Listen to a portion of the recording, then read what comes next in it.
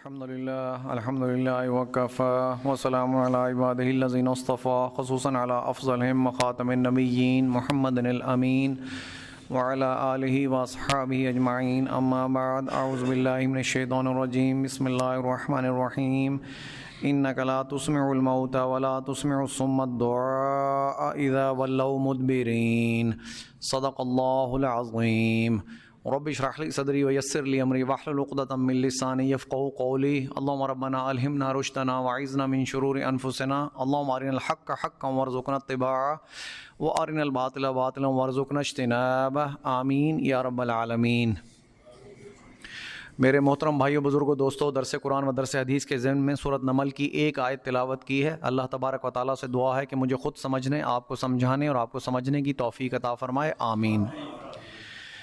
وقت کی سخت کمی ہے، چونکہ موسم بہت سخت ہے، جس کی وجہ سے آج درس قرآن کچھ اور بھی مختصر ہو گیا ہے، اور اس سردی کی وجہ سے کچھ میں بھی لیٹ آیا ہوں۔ تو حدیث پاک جو آج آپ کے سامنے میں بیان کروں گا اس کے راوی ہیں حضرت ابو ہریرہ رضی اللہ تعالی عنہ۔ عن ابی ہریرہ رضی اللہ تعالی عنہ قال قال رسول اللہ صلی اللہ علیہ وسلم اذا عظمت امت الدنیا نزعت فیہا ہیبۃ الاسلام، نازات فیہا ہیبۃ الاسلام۔ حضرت ابو ہریرہ رضی اللہ تعالی عنہ فرماتے ہیں کہ اللہ کے رسول صلی اللہ علیہ وسلم نے فرمایا، اللہ کے رسول صلی اللہ علیہ وسلم نے فرمایا کہ جب میرے امتی کے دل میں دنیا کی عظمت گھر کر جائے گی، میرے امتی کے دل میں دنیا کی عظمت گھر کر جائے گی، مطلب وہ دنیا کو آخرت پر ترجیح دینے لگے گا۔ اس کا مطلب اور مقصد کیا ہوا کہ اسے آخرت پر جو یقین تھا اس میں اس کی کمی واقع ہو گئی کہ ایک دن میں نے رب کے سامنے کھڑے ہو کر تمام سوالوں کا جواب دینا ہے، اور خصوصی 5 سوالات جو ہر دفعہ میں آپ کے سامنے دہراتا ہوں، لا تزول قدم ابن آدم، کہ آدم کے بیٹے کے قدم اللہ کے سامنے سے ہٹ نہ سکیں گے جب تک وہ 5 سوالوں کا جواب نہ دے دے گا قیامت کے روز، کہ زندگی کہاں گزاری، اور اس میں جو شباب جوانی کہاں گزاری، مال کہاں سے کمایا، کہاں خرچ کیا، اور جو علم تجھے دیا گیا تھا اس پر تو نے کتنا عمل کیا۔ دیکھیں 5 سوال لگتے تو بہت آسان ہیں، لیکن اگر ہم اس کا تفصیلی جائزہ لیں تو انتہائی مشکل سوالات ہیں۔ اس کا ایک ایک سوال ہی بہت مشکل ہے۔ خالی ہم سے اگر یہ پوچھ لیا جائے اللہ تبارک و تعالیٰ کی ذات جہاں جلال ہوگا، اللہ تبارک و تعالیٰ کی ذات کا جلال ہوگا، فرشتے صفے باندھے کھڑے ہوں گے، جنت اور جہنم دکھا دی جائے گی، وہاں آپ سوچو تو صحیح اس دن کا عالم کیا ہوگا، اس دن کا عالم کیا ہوگا۔ سورۃ دہر میں اس کا پورا نقشہ بیان کیا گیا ہے، اور جو اللہ کے بندے ہیں، جو اللہ تبارک و تعالیٰ کے بندے ہیں، وہ اس دن کی اداسی اور مایوسی سے اللہ کی پناہ مانگتے ہیں۔ اس کا نقشہ سورۃ دہر میں کھینچا گیا ہے پورے کا پورا۔ هل اتى على الانسان حين من الدهر لم يكن شيئا مذكورا انا خلقنا الانسان من نطفة امشاج نبتليه فجعلناه سميعا بصيرا انا هديناه السبيل اما شاكرا واما كفورا انا اعتدنا للكافرين سلاسل واغلالا وسعيرا ان الابرار يشربون من كاس كان مزاجها كافورا عينا يشرب بها عباد الله يفجرون تفجيرا يوفون بالنذر يخافون يوما كان شره مستطيرا۔ کہ وہ تو نظروں کو پورے کرنے والے ہیں اور اس دن کی سختی سے اللہ سے پناہ مانگتے ہیں، اور کرتے کیا ہیں، وَيُطْعِمُونَ الطَّعَامَ عَلَىٰ حُبِّهِ مِسْكِينًا وَيَتِيمًا وَأَسِيرًا إِنَّمَا نُطْعِمُكُمْ لِوَجْهِ اللَّهِ لَا نُرِيدُ مِنكُمْ جَزَاءً وَلَا شَكُورًا إِنَّا نَخَافُ مِن رَّبِّنَا يَوْمًا عَبُوسًا قَمْطَرِيرًا۔ کہتے کیا ہیں کہ اے اللہ، ہم جو تیرے راہ میں خرچ کرتے ہیں، جو کھانا کھلاتے ہیں، یہ ہم صرف تجھے راضی کرنے کے لیے کھلاتے ہیں، ہمیں کسی سے کوئی نہ جزا چاہیے نہ شکریہ چاہیے۔ سوچو آج ہم کسی کو کچھ روپے بھی دے دیں تو دل میں کتنا بڑا احسان ہم سمجھ رہے ہوتے ہیں کہ ہم نے اس پر کتنا بڑا احسان کر دیا، اور جو اللہ کے بندے ہیں وہ کیا کہہ رہے ہیں کہ اے اللہ، ہم تیری رضا کو حاصل کرنے کے لیے، صرف تیری خوشنودی کے لیے ہم غریبوں کو کھانا کھلا رہے ہیں، مسکینوں کو کھانا کھلا رہے ہیں، ضرورت مندوں کی ضرورت پوری کر رہے ہیں، صرف تیری خوشنودی حاصل کرنے کے لیے۔ کیوں؟ انا نخاف من ربنا یوما عبوسا قمطریرا، کیونکہ ہمیں اس دن سے بچا لیجیو جس دن کی اداسی ہولناک ہوگی۔ ابوس کہتے ہیں عربی میں ایسے شخص کو جس کے چہرے پر زندگی بھر کوئی مسکراہٹ نہ آئی ہو۔ یہ قرآن کے الفاظ میں آپ کے سامنے بیان کر رہا ہوں کہ وہ بندے اس دن سے پناہ مانگتے ہیں۔ تو سوچو اس دن کا عالم اپنے ذہن میں لے آؤ کہ اللہ تبارک و تعالیٰ کا جلال ہوگا، فرشتے قطار اندر قطار باہر کھڑے ہوں گے، سب پیشی ہوگی، اور خالی اسی ایک سوال جب ہم سے پوچھا جائے گا کہ تم نے زندگی کہاں گزاری، تو کیا یہ جواب دینے کے آج ہم قابل ہیں؟ اگر آج ہم سے یہ پوچھ لیا جائے کہ زندگی کہاں گزاری، کن کاموں میں گزاری زندگی، کیا رب کی خوشنودی حاصل کرنے کے لیے ہر لمحہ گزارا یا رب کی خوشنودی کے خلاف چلتے رہے، تو پھر ہر کسی کو اپنے اپنے گریبان میں جھانک کر اس کا جواب مل جائے گا کہ کیا ہم خالی اس ایک سوال کا جواب دینے کے قابل ہیں؟ ہم اسی ایک سوال کا جواب دینے کے قابل بھی نہیں۔ پھر جب جوانی کے بارے پوچھا جائے گا تو جوانی تو ہم سب جانتے ہیں کہ جوانی میں انسان کو کچھ سمجھ ہی نہیں آ رہا ہوتا، وہ ایک ہواؤں میں اڑ رہا ہوتا ہے، اسے کسی بات کی پرواہ نہیں ہوتی۔ پھر جوانی کا جواب الگ سے دینا ہے، پھر مال کمانے کا جواب دینا ہے، خرچ کرنے کا جواب دینا ہے۔ اور جو علم تمہیں دیا گیا، علم قرآن، اس سے بڑا کوئی علم نہیں دنیا میں، پوری دنیا میں اس سے بڑا کوئی علم نہیں۔ اس علم کو تمہیں دیا گیا تو اس پر عمل کتنا کیا تم نے؟ یہ 5 سوال ہیں۔ تو اللہ کے رسول فرما رہے ہیں اپنی حدیث پاک میں، حضرت ابو ہریرہ رضی اللہ تعالیٰ عنہ نقل کرتے ہیں کہ اللہ کے رسول نے فرمایا کہ جب میری امت کے دل میں دنیا کی عظمت آ جائے گی تو ان سے نازات فیہ حیبت الاسلام، ان سے جو ہے اسلام کی ہیبت چھین لی جائے گی، اسلام کا جو دبدبہ ہے وہ ان سے چھین لیا جائے گا۔ ایک دور تھا جب صحابہ کرام پورے کے پورے محمد رسول اللہ کی سنت پر چلتے تھے اور جماعت ایسی تیار تھی تو پھر بڑی بڑی سلطنتیں ان سے کانپتی تھیں، کیسر و کسریٰ ان سے کانپتے تھے، جو کہ جن کی فوجیں، جن کی طاقت، جن کے ہتھیار، جن کے وسائل ان سے کئی لاکھ گنا زیادہ تھے، وہ تھر تھر کانپتے تھے۔ میں نے آپ کو پہلے بھی سنایا کہ انہوں نے اپنے جاسوس بھیجے کہ جاؤ پتہ کرو آخر ان کے جیتنے کی وجہ کیا ہے، یہ جہاں جاتے ہیں یہ جیتتے چلے جاتے ہیں، سلطنتیں فتح ہوتی چلی جاتی ہیں۔ حضرت عمر رضی اللہ تعالی عنہ کے دور میں 23 لاکھ مربع میل پر اسلام کی حکومت تھی، جہاں جاتے ہیں وہاں فتح کرتے چلے جاتے ہیں۔ پہلے جب وہ حضرت عمر بن ابی وقاص بلکہ اور صحابہ حضرت خالد بن ولید یہ جب پہنچتے تھے تو ان سے پوچھا جاتا تھا کہ پہلے تو تم اس طرح کے کام نہیں کرتے تھے، پہلے تو عرب کا معاشرہ جو ہوتا تھا وہ صرف ایک لوٹ بازاری کا بازار ہوتا تھا، وہاں جو ہے قافلوں کو لوٹا جاتا تھا، اگر کسی پر حملہ کیا جاتا تھا تو مال کھینچا جاتا تھا۔ جب ان سے پوچھا گیا کہ یہ تبدیلی تمہارے اندر کیسے آ گئی، تو انہوں نے فرمایا کہ پہلے ہم آتے تھے لوٹ مار کے لیے، اب ہم آتے نہیں بھیجے جاتے ہیں، اب ہم آتے نہیں، اب ہم بھیجے جاتے ہیں، اب اللہ کے رسول کا پیغام لے کر آتے ہیں ہم، اب ہمارا کوئی غرض نہیں، نہ دنیاوی غرض ہے، ہمیں نہ مال چاہیے نہ دولت چاہیے، اللہ کی زمین پر اللہ کا حکم چاہیے۔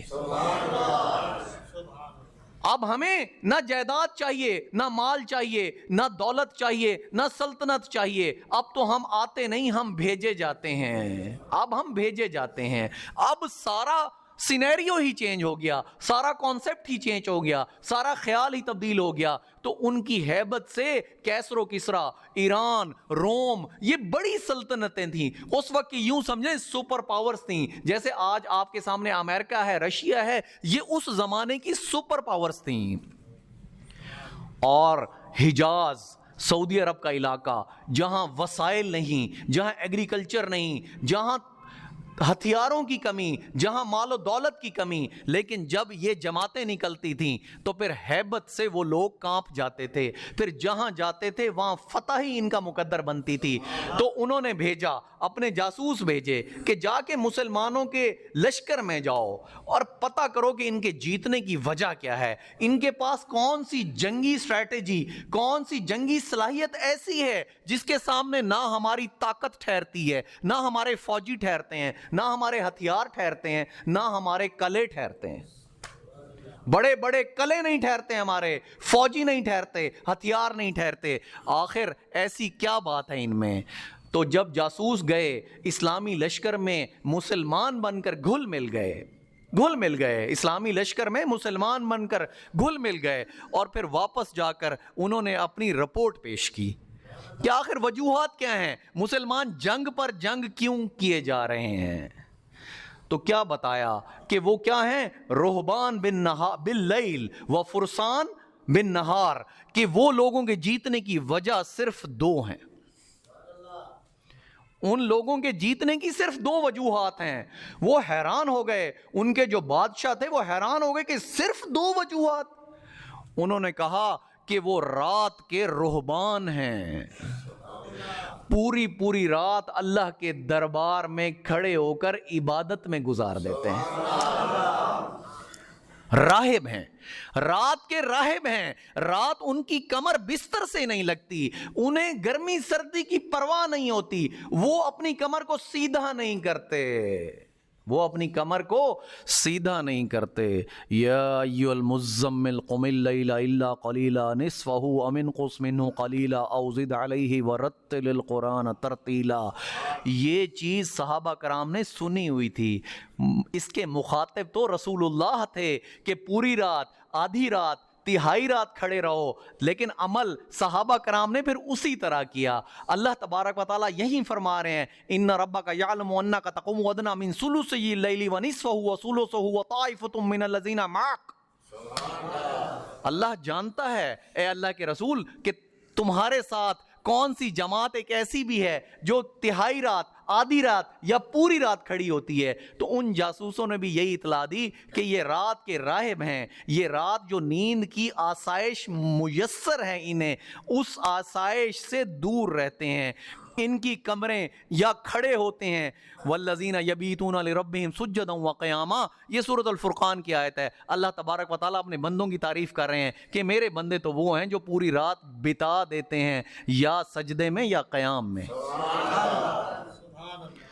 تو جاسوسوں نے اطلاع بھی پھر یہی دی کہ وہ راہب ہیں رات کے, وہ رات کی آسائش. رات کی سب سے بڑی آسائش کیا ہے؟ رات کی سب سے بڑی آسائش جو ہے اچھی نیند ہے. اسی نیند کے لیے ہم مختلف ڈاکٹرز کے پاس جاتے ہیں کہ ہمیں سکون آور دوا دے دیں, نیند تو اچھی آ جائے, نیند تو اچھی آ جائے. حالانکہ میں بتا رہا ہوں کہ نیند گولیوں سے نہیں, نیند اللہ کے ذکر سے آئے گی, نیند اللہ کے کلام پر عمل کرنے سے آئے گی, نیند اپنی زندگی کو پورا قرآن کے مطابق ڈھالنے سے آئے گی. الا بذکر اللہ تطمئن القلوب, یہ ایک آیت کو دہراتے رہا کرو, یہی آیت تمہارے لیے نیند کی گولی ثابت ہوگی. تو جاسوسوں نے کہا کہ وہ تو رات کے راہب ہیں, ان کی کمر بستر سے لگتی ہی نہیں, یا ان کی رات جو ہے وہ قیام میں گزر جاتی ہے یا سجدے میں گزر جاتی ہے, اور روتے روتے گزر جاتی ہے اللہ کے سامنے. جن کی زندگیاں اتنی پرفیکٹ تھیں, قرآن کے عین مطابق تھیں, وہ بھی اللہ کی بارگاہ میں روتے رہتے تھے. اور کیا مانگتے تھے؟ یہ مانگتے تھے کہ یا اللہ ہمیں جہنم سے آزادی دے دے, جہنم سے ہماری جان بخش دے. یہ مانگتے تھے, جنت نہیں مانگتے تھے, جہنم سے آزادی کا پروانہ مانگتے تھے. وہ لوگ جن کی پوری زندگیاں محمد رسول اللہ صلی اللہ علیہ وسلم کی سنت کے عین مطابق تھیں, اور وہ کہا کرتے تھے انہا سات مستقرا و مقاما. جہنم جو ہے یہ تو کم رہنے کے لیے بھی بہت بری جگہ ہے, اور مستقل قیام کے لیے بھی بہت بری جگہ ہے. اب ان جاسوسوں نے کہا کہ یہ رات کے تو راہب ہیں. تو انہوں نے کہا صبح کے کیا ہیں؟ انہوں نے کہا کہ یہ صبح کے فرسان بن نہار، یہ صبح کے شاہ سوار ہیں، کہ جب گھوڑے کی پیٹھ پر بیٹھتے ہیں تو ان سے اچھی شاہ سواری کوئی نہیں کرتا. یہ صبح کے شاہ سوار ہیں، ان سے اچھا گھوڑے کا کنٹرول کوئی نہیں ہے، ان سے اچھا تلوار کوئی نہیں چلاتا، ان سے اچھا نیزہ کوئی نہیں چلاتا. وہ حیران ہو گئے. ایک شخص جو رات کو آرام نہ کرے، وہ صبح گھوڑے کی پشت پر اس کی جو صلاحیت ہے، اس کی جو ایکٹیویٹی ہے، وہ ویسے کی ویسے رہ جائے. وہ حیران تھے. حیران ہونے کی بات نہیں ہے. یہ طاقت کہاں سے ملتی تھی انہیں؟ یہ ایمان کی طاقت تھی ان کے اندر جو رب کریم کی طرف سے آتی ہے. وہ ایمان کی طاقت انہیں رات کو بھی جگائے رکھتی تھی اور دن میں انہیں شاہ سوار بھی بناتی تھی. یہ حدیث پاک ابھی آگے اس کے 3 حصے باقی ہیں. ابھی تو میں صرف اس بات پہ پہنچا ہوں کہ جب دنیا کی عظمت ہمارے سامنے آ جائے گی، اللہ کے رسول فرما رہے ہیں کہ جب دنیا کی عظمت میری امتی کے دل میں آ جائے گی تو اسلام کی ہیبت اس سے چھین لی جائے گی، اسلام کی ہیبت ختم ہو جائے گی. ابھی تو میں صرف یہاں تک پہنچا ہوں کہ دنیا کی عظمت اب ہمارے دل میں آ گئی تو ہمارے دلوں سے ہیبت چلی گئی. اسلام کی ہیبت کفار کے دل سے، دشمنوں کے دل سے ختم ہو گئی. آج مسلمانوں کا حال آپ کے سامنے ہے.